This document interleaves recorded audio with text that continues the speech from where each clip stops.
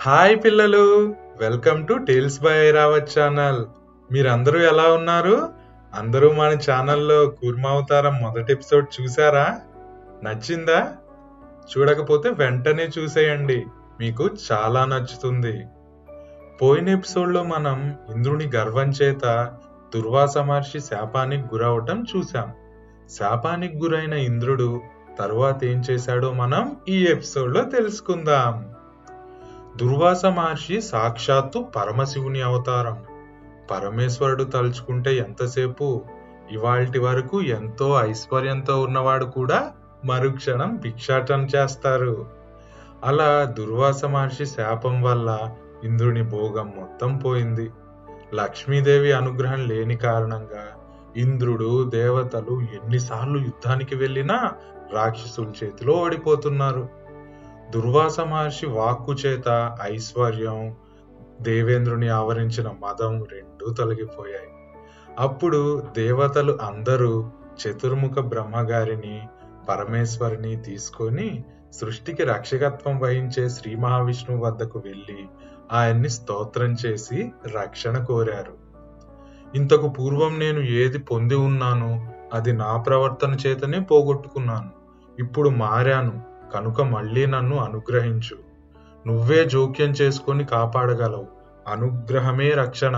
నన్ను రక్షించవలసిందిగా కోరుచున్నాను అని ఇంద్రుడు ప్రార్థన చేశాడు. అప్పుడు శ్రీ మహావిష్ణువు, ఇవాళ వినయంతో ప్రార్థన చేశావని వెంటనే అనుగ్రహించటం ఉండదు. నీ బుద్ధి బాగా స్థిరీకరింపబడింది అని నిర్ణయానికి రావాలి. అందుకని రాక్షసులతో చెలిమి చేసి తిరగండి. యుద్ధం చేస్తే రాక్షసుల చేతిలో మరణిస్తామని బెంగ పెట్టుకొనున్నారు. మీ బెంగ తొలగిపోవటానికి ఒక మార్గం చెప్తాను. అందరూ వెళ్ళి పాల సముద్రాన్ని చిలకండి. పాల సముద్రంలో నుంచి అమృతం వస్తుంది. అమృతోత్పాదనం అవుతుంది గనుక ఆ అమృతం తాగితే దేవతలకు మృత్యువు కానీ భయం కానీ ఉండవు. మీరు రాక్షసుల్ని సునాయాసంగా గెలవగలుగుతారు. తక్షణమే వెళ్ళి అమృతోత్పాదన యత్నం చేయండి. స్వర్గలక్ష్మి అంతా వెళ్లి సముద్రంలో పడిపోయి ఉన్నది.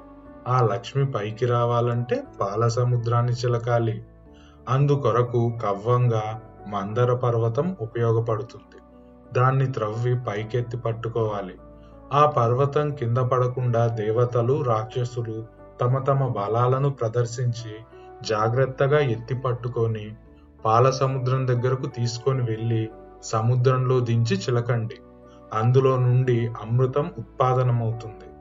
ముందు హాలాహలం వస్తుంది, జాగ్రత్తగా ఉండండి అని శ్రీ మహావిష్ణువు చెప్తారు. పిల్లలు, ఇక్కడ మనం తెలుసుకోవాల్సింది ఒకటి ఉంది.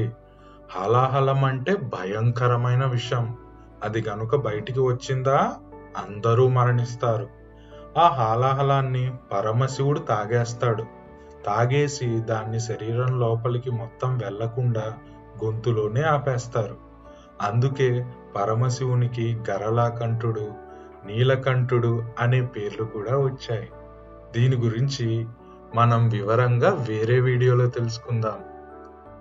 అలా శ్రీహరి పాల సముద్రంలో నుంచి ముందు హాలాహలం వస్తుంది, జాగ్రత్తగా ఉండండి.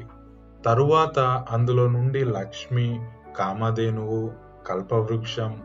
ఇంతకు పూర్వం దుర్వాస మహర్షి శాప కారణం చేత స్వర్గంలో దేవేంద్రుని యొక్క అంతర్ధానమైన సమస్త భోగాలు, వాటికి కారణమైన సాధనా సంపత్తులు అన్నీ వచ్చి ఇంద్రుడికి ఐశ్వర్యం కలుగుతుంది. వెళ్ళండి, వెళ్ళి పాల సముద్రాన్ని చిలకండి అని శ్రీ మహావిష్ణువు చెప్పారు. ఇలా శ్రీ మహావిష్ణువు సలహా చేత పాల సముద్రాన్ని చిలకటానికి తయారయ్యారు దేవతలు. తర్వాత ఏమైందో తెలుసుకోవాలనుందా? తర్వాత ఏమైందో మనం నెక్స్ట్ ఎపిసోడ్లో తెలుసుకుందాం. అంతవరకు సెలవు పిల్లలు. ఇలాంటి మరిన్ని మంచి మంచి వీడియోల కోసం please like, share and subscribe our tales by Airavat channel. Bye పిల్లలు, టేక్ కేర్.